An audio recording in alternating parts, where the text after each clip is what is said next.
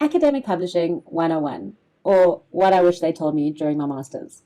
Hi everyone, I'm Gabby from mythesiscoach.com, and I want to start off with a rant. Is that okay? Bear with me, it's very short and then I get to the good stuff. So I did my master's in the field of drama. So this is a very kind of practical based field. Obviously there is a research component when you're in academia, but I think the focus of my degree while I did my master's and I wrote a thesis, the focus on the kind of input we got was much more practical, which was great. But one of the things that I didn't learn while I did my master's, which I really regret and which took me a long time to have to figure out on my own, was how academic publishing works. As I stayed in academia longer, I realized how integral and important this is to becoming an academic, but nobody really told me how it worked. So I thought in today's video I would do Academic Publishing 101, so that if nobody has ever told you this information, at least I can give it to you and you don't have to struggle to figure it out. So question number one is, what is academic publishing? So academic publishing, as I'm talking about it today, relates to journal articles. Now, whether you're a student in first year or whether you're doing your postdoc, you have no doubt read academic articles from journals. The journal system is built on a system of peer review. Now, what peer review means is that when you or anyone submits a journal to an article, they don't just accept it, but they say, well, this looks like it's got promise. Let's send it out to some reviewers and get 2 or 3 reviewers to look at it, give their input, make suggested changes, and tell us whether we should publish it or not. That process is called peer review, and that's a quality control. So when you read an article in a proper journal, which we'll talk about later, you will know for sure that that has been through the process of peer review, and that gives it credibility. And that's why we generally accept the quality of the articles that we read in academic journals. Obviously, with some examples of where this hasn't been the case, but for the most part, that's how we know that an article is an academic article, because it's an academic journal and it's been through that process of peer review. Second, who can publish in academic journals? Well, the answer is anyone. You don't have to be a professor to do it. Even a student, even an undergraduate student sometimes, if your paper is current enough, relevant enough, well-written enough, it could get published. It'll probably go through that process of peer review with some changes, and that's to be expected. But whether you are writing a master's or a PhD, whatever it may be, you can publish in an academic journal. So question number 3 is, well, why would I want to publish this article? And that is a great question. One of those answers is quite a basic sort of utilitarian answer. If you want to be in the world of academia, you are going to need to publish. Publishing counts to build up your record, to build up your credibility, and there's a whole system when an article is published, your institution normally gets money from the government. So there is that whole kind of money process behind it as well. There's a lot more to be said about that. So it is an important thing to do to progress through the field of academia. So that's the one reason why you'd want to publish. The second reason why you'd want to publish is that you would want to get your brilliant findings or your research out to a wider audience. I remember my dad telling me, nobody's going to actually read your thesis, and it was depressing, but kind of true, because how many people actually sit down to read someone's thesis?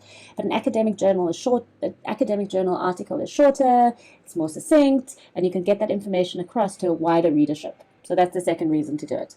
A third reason to do it is because it's prestigious, right? The more publications you have, it just looks good. You say, my findings were published in a peer-reviewed international journal. I mean, that just sounds pretty good, right? So that's another reason why you would do it, because of the prestige. Question number 4, how do I publish in an academic journal? Well, I've got a whole video about this on the YouTube channel. I'll try to remember to link to it in the video description.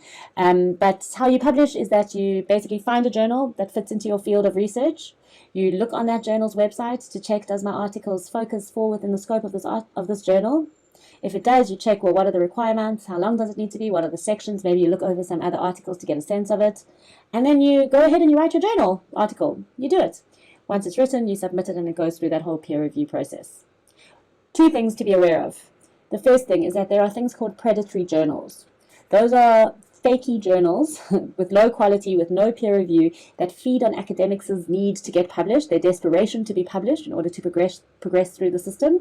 So they actually charge academics to get their work published through a very easy lack of peer review process. So these are called predatory journals because they don't have integrity, they don't have credibility to them. How do you know if a journal is predatory? Oh, that's a whole nother video. I'll make another one about that. But just be careful when you pick a journal, just do some Googling around to check if it's a legitimate journal or if it's predatory. The second thing to say about submitting an article, just know it will probably get rejected.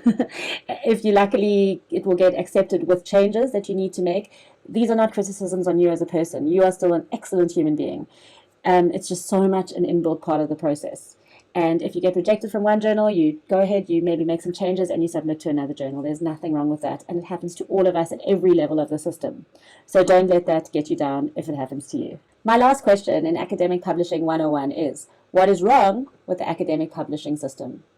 Okay, there are a few things that are wrong. The one is that as students, as academics, we spend our time writing articles for journals, but we don't actually get paid by the journals for the work that we are doing. Some universities offer a financial incentive for publishing, so you might make some money from your institution, but you are basically providing free labor, writing an article and giving it to the journal for them to make money from subscriptions off your labor, if you know what I mean. So it's this free labor idea, and we all work a lot anyway, so do we really want to be working for free? That's one of the issues.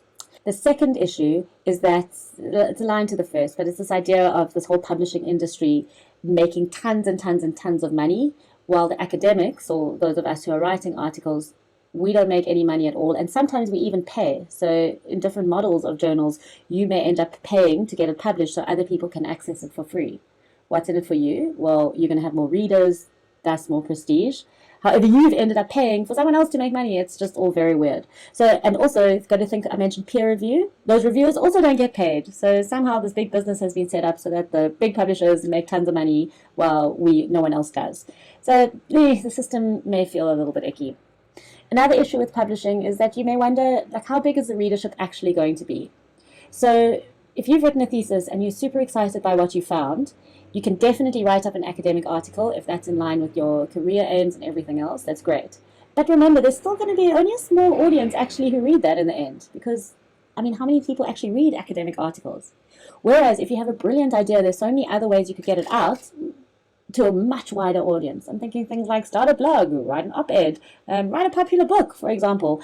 There's so many other ways of doing it that think carefully whether academic publishing is actually the right one for you. So there we go. That was Academic Publishing 101. I hope that was helpful.